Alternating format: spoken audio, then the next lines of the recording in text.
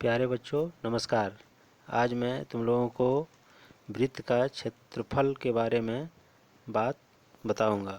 मैंने पहले ही वृत्त के बारे में तुम लोगों को बहुत कुछ बताया था, जैसे कि रेडियस, सर्कमफेरेंस और डायमीटर इत्यादि के बारे में। आज मैं वृत्त का जो क्षेत्रफल होता है वो कैसे निकाला जाता है उसके बारे में मैं विस्तार से बताऊंगा। चलो देखते हैं। ये स्क्रीन पर है वृत्त का क्षेत्रफल। ये जो एक वृत्त बना हुआ है उसे आप देख पा रहे हैं कि इसका सेंटर में O है और इस वृत्त को n बराबर भागों में बांटा गया है। यानी कि इस वृत्त को अलग अलग त्रिज्य खंड में बांट दिया गया है। जैसे कि यहाँ पर देख रहे हैं, यहाँ एक त्रिज्य खंड है O से AB, ये एक त्रिज्य खंड है। उस तरह से इसे कई त्रिज्य खंडों में बांटा गया है। माना कि इसे n त्रिज्य खंडों में बांटा गया है और इस वृत्त की त्रिज्या r है। माना कि वृत्त की त्रिज्या r है। अब इस स्थिति में यहाँ पर देख रहे हैं AB क्या होगा। AB बराबर ये वृत्त की परिधि बटे n। चूँकि ये टोटल वृत्त की परिधि है और इसे n भागों में बांटा गया है, इसीलिए सिर्फ AB यहाँ तक का जो भाग होगा वो वृत्त की परिधि को जब n से भाग देंगे तो वो होगा। अब हम पहले ही सीख चुके हैं कि वृत्त की परिधि 2πr होता है। तो AB बराबर क्या हो गया, वृत्त की परिधि बटे n बराबर 2πr बटे n। इसलिए वृत्त का क्षेत्रफल क्या होगा। अब यहाँ हम देखते हैं वृत्त का क्षेत्रफल क्या होगा, n इंटू त्रिभुज OAB का क्षेत्रफल, OAB का क्षेत्रफल। यानी कि यह जब n भाग में बटा हुआ है तो इस पूरे वृत्त का क्षेत्रफल इस एक वृत्त के क्षेत्रफल को जब n से गुना करेंगे तो इस वृत्त का हमें क्षेत्रफल प्राप्त होगा। अर्थात वृत्त का क्षेत्रफल यहाँ देख पा रहे हैं कि लिखे हैं n इंटू त्रिभुज OAB का क्षेत्रफल।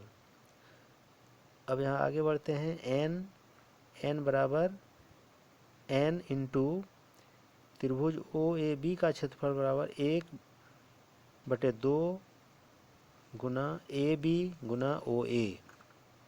AB ये है AB और OA ये है। यानी कि हम जानते हैं कि त्रिभुज का क्षेत्रफल 1/2 जो आधार गुना ऊंचाई होता है। यानी आधार ये है और ऊंचाई ये हो गया। चूँकि त्रिभुज की ऊंचाई एवं त्रिज्या का अंतर नगण्य है यहाँ पर, क्योंकि ये जो बांटा गया है, जब इसे ज़्यादा संख्या में इसे बांटा जाता है तो यह जो है यह जो वृत्त का जो ये खंड है ये बिल्कुल एक त्रिभुज की तरह दिखाई देगा और इसका जो ऊंचाई और इसका जो त्रिज्या है, दोनों में बहुत कम का अंतर रह जाता है, नाम मात्र का। इसलिए इसे यहाँ पर मान लिया गया है कि ये ऊंचाई है। तो आगे बढ़ते हैं, देखते हैं n इंटू 1/2 इंटू अब AB को हम यहाँ पर 2πr बटे n लिखे हुए हैं। तो AB की जगह पर 2πr/n रख दिए और OA त्रिज्या है, r है। अब यहाँ n और n कट गया और 2 और 2 कट गया तो बच गया πr इंटू r, यानी कि हो गया πr²। इसलिए वृत्त का क्षेत्रफल हो गया πr²। बच्चों अब हम देखते हैं कि इस वृत्त का जो क्षेत्रफल का जो मुझे सूत्र प्राप्त हुआ है, वृत्त πr², इससे हम एक वृत्त का क्षेत्रफल ज्ञात करके देखते हैं। ये एक दूसरा वृत्त है जिसका कि वृत्त का क्षेत्रफल जिसका हमें क्षेत्रफल ज्ञात करना है। इस वृत्त का देख पा रहे हैं, ये सेंटर है O, और O से A इसका त्रिज्या है और इसकी लंबाई 7 सेंटीमीटर है। तो इसे माना गया है, ये एग्जैक्ट मान नहीं है, इसे माना गया है, इसलिए माना वृत्त की त्रिज्या 7 सेंटीमीटर है। तो वृत्त का क्षेत्रफल क्या होगा, पीछे हम स्लाइड में देख चुके हैं कि पाई आर स्क्वायर होता है, तो उसे पाई का मान 22/7 होता है, यानी कि 3.14 के लगभग होता है। इसे हम 22/7 के रूप में लिख दिए, और इंटू चूँकि ये 7 सेंटीमीटर है तो 7 गुना 7, यानी ये 7 और ये 7 कट गया तो 22 गुना 7 बच गया। जब 22 गुना 7 किए तो 154 सेंटीमीटर स्क्वायर हो गया। चूँकि सेंटीमीटर जब गुना होता है तो सेंटीमीटर स्क्वायर होता है, यानी हम कह सकते हैं कि वृत्त का क्षेत्रफल बराबर 154 वर्ग सेंटीमीटर है। बच्चों, अब हम वृत्त का क्षेत्रफल एक सिमुलेशन के माध्यम से किस तरह प्राप्त किया जाता है, उसे मैं आप लोगों को दिखाने का प्रयास करूंगा। हाँ बच्चों, तो ये है, अब यहाँ पर हम देखते हैं कि एक सिमुलेशन के माध्यम से कि एरिया ऑफ ए सर्किल, यानी कि एक वृत्त का सर्किल किस तरह से हम निकाल सकते हैं। यहाँ पर हम देखते हैं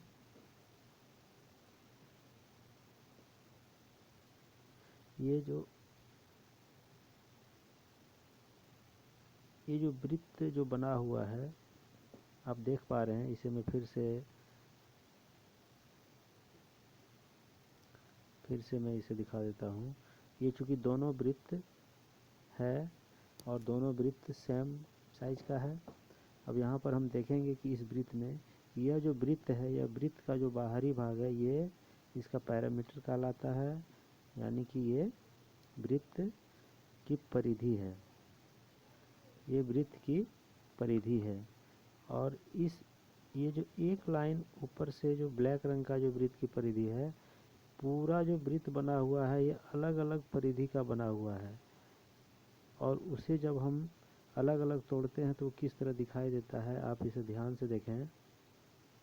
देखो, एक एक करके ये अलग आ रहा है, और ये वृत्त छोटा होते जा रहा है, छोटा होते जा रहा है, और ये अलग साइज का बनते जा रहा है।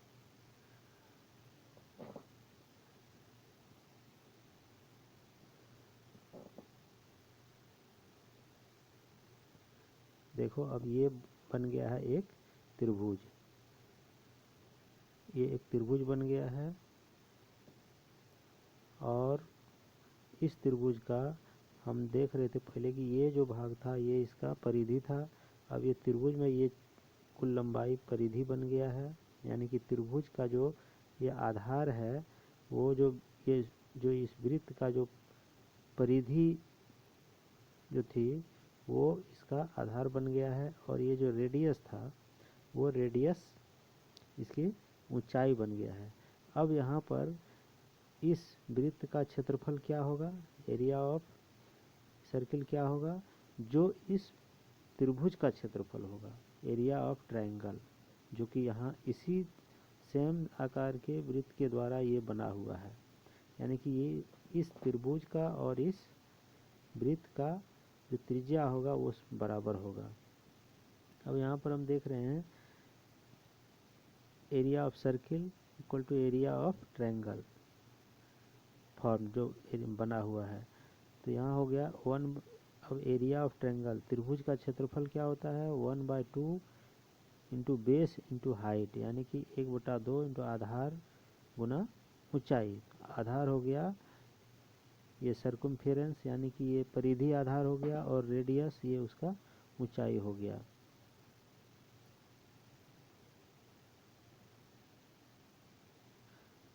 और अब आगे देखते हैं, ये 1/2 और ये जो परिधि है वो 2πr है, ये हम लोग सभी जानते हैं पहले से, पीछे भी देखे हम लोग 2πr, यानी कि ये जो परिधि है, ये सर्कमफेरेंस है, ये 2 into pi into r radius है, और ये इंटू रेडियस हो गया, यानी कि ये हो गया, ये 2 और 2 जब कैंसिल हो गया तो ये बच गया पाई आर आर, यानी कि पाई इंटू रेडियस का स्क्वायर।